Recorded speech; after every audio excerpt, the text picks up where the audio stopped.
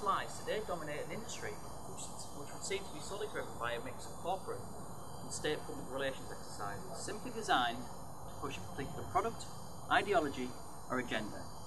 So the question is, where do real people figure into this equation? All too often, they do not. So the ultimate question is, what should we do about this? The answer, of course, is to become the media ourselves.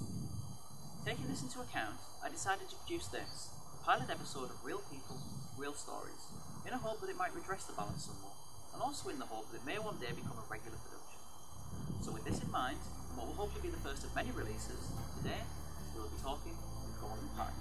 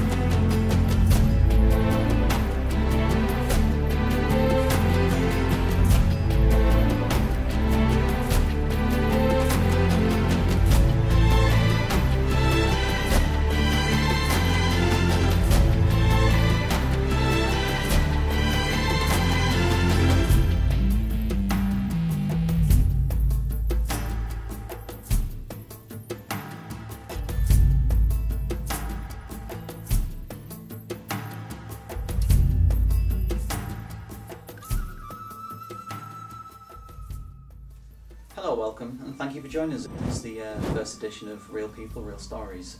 In particular, very special thanks to Gordon Pye for kindly agreeing to this interview. Now, Gordon, it would be fair to say that you've led a very particularly interesting life, very eventful. Tell us a little bit about your earlier days and what sticks out for you as a youngster growing up in Lancashire. What were your inspirations and memories? Yeah, well, it all really started when I was like a small child.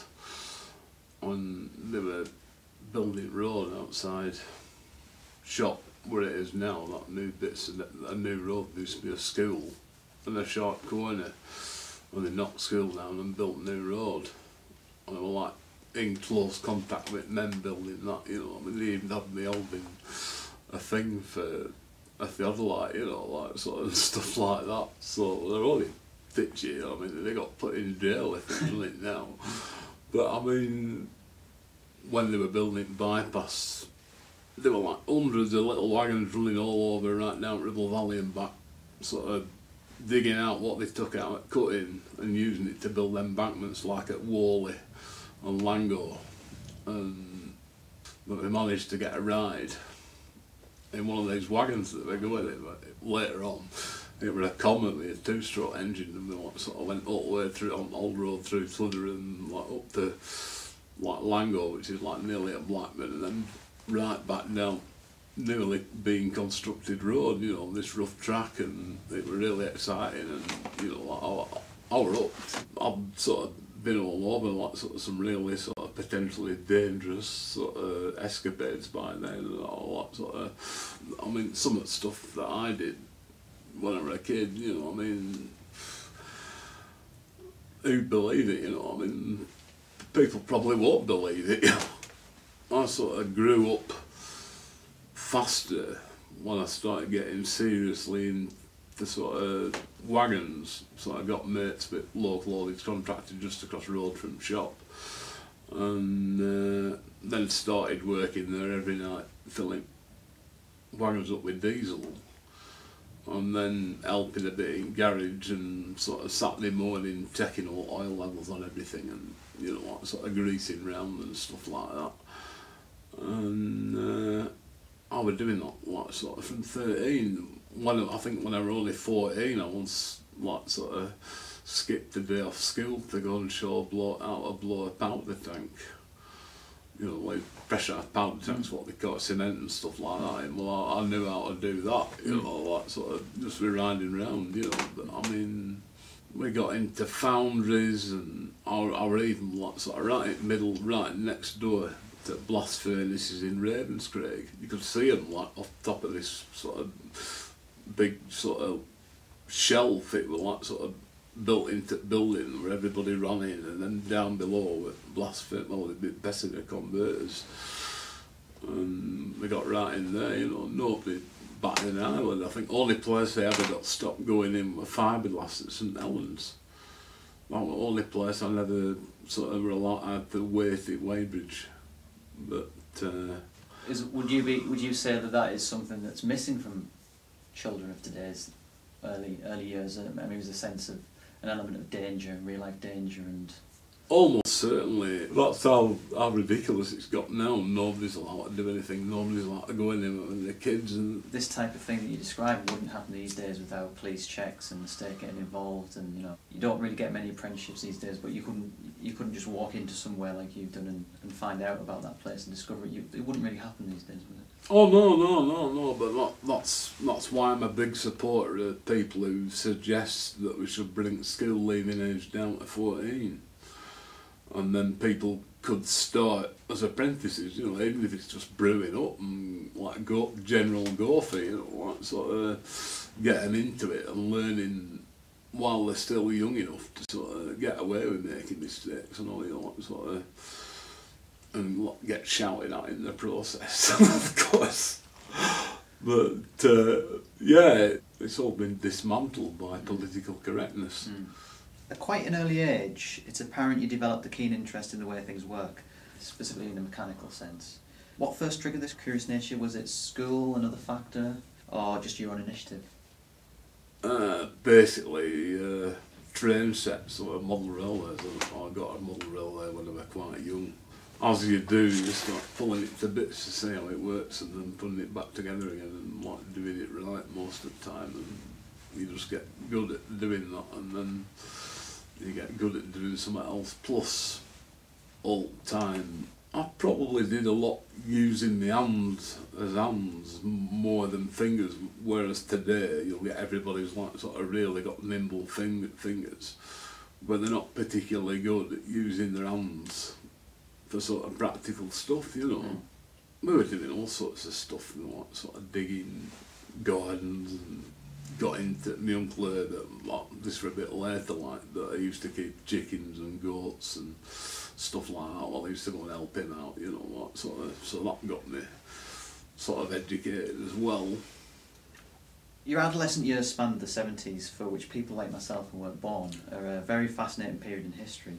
Tell us what it was like growing up during that period.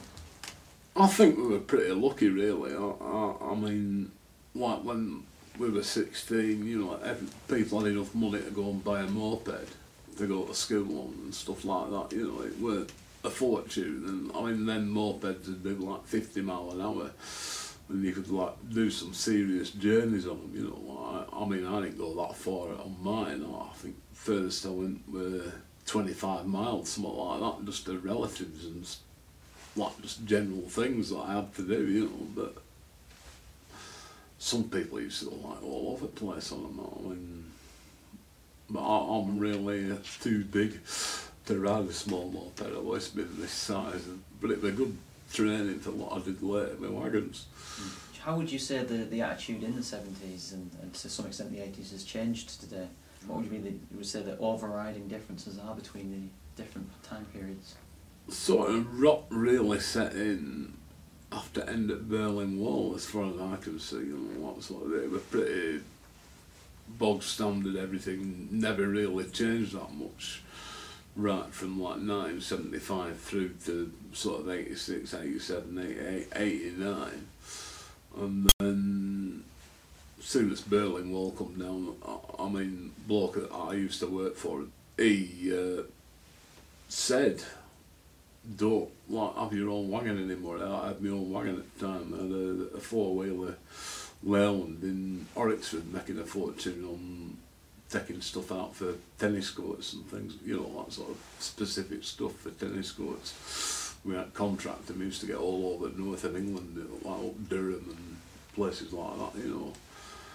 Yeah, so get out of it, so things are going to get pretty rough, and everything seems to have gone downhill ever since. Why do you think things have changed so much since then? There's no ideological competition anymore. sort of Soviet Union had a system. It wasn't particularly free, but it kept everybody in a decent standard of living. Even East Germany, I know it was bad for people, but they had like a reasonable standard of living. It was a benchmark that capitalism had to sort of come up to. Now that's gone, it's just wide open to exploitation. Your curious nature led to a career in people and product haulage, in both driving, engineering and mechanical maintenance. What were your overriding impressions of the industry you'd chosen to pursue as a career during the time you spent working? I think it was significantly improving from a sort of skills basis, because during the 70s, well, probably 60s as well, when RTIB training board used to sponsor apprenticeships at colleges. If you were any good at it, you could get into a really good technician's course, which they alleged was as good as any degree in engineering. So I got into that at Lather End, and then Thatcher came along and changed syllabus and took all sort of general engineering stuff that we covered out of it. So Why do you think that was? Basically, I think manufacturers didn't want anybody blaming their product for causing accidents. Accidents are something that were a regular feature of the products.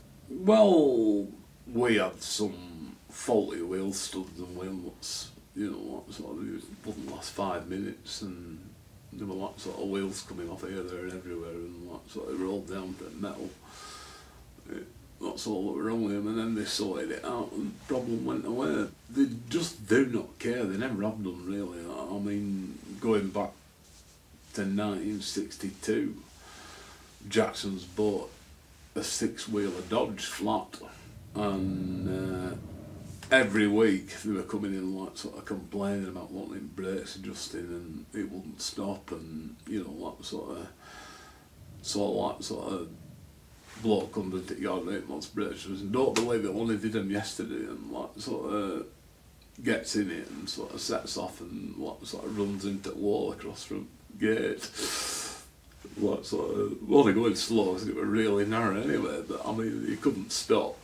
Oh yeah, we'll have to do something about this. Anyway, it turned out that some like sort of bright spark had set it with the brakes, so they had to fit new front brakes, and then it was a lot better. I don't think you could say that all the wagons had good brakes, but I mean, asbestos is not that good a friction material when it gets hot. And was this widely used at the time? Yeah, they were 100% asbestos then, and then you got that sort of replacement asbestos coming in sort of round about late 80s. Although some people still insisted on using asbestos because they didn't squeak and new stuff did. Mm-hmm. That were at bus depot at Ribble. It's all in book. But I mean, the stuff they have now, what they've developed since sort of mid-1990s, it started coming in then, the sort of ceramic linings. You can sort of go down any hill and not worry about being able to stop anymore. So brakes have sort of come on in leaps and bounds. Join us in part 2, where I will be talking to Gordon about his time as a member of the Labour Party.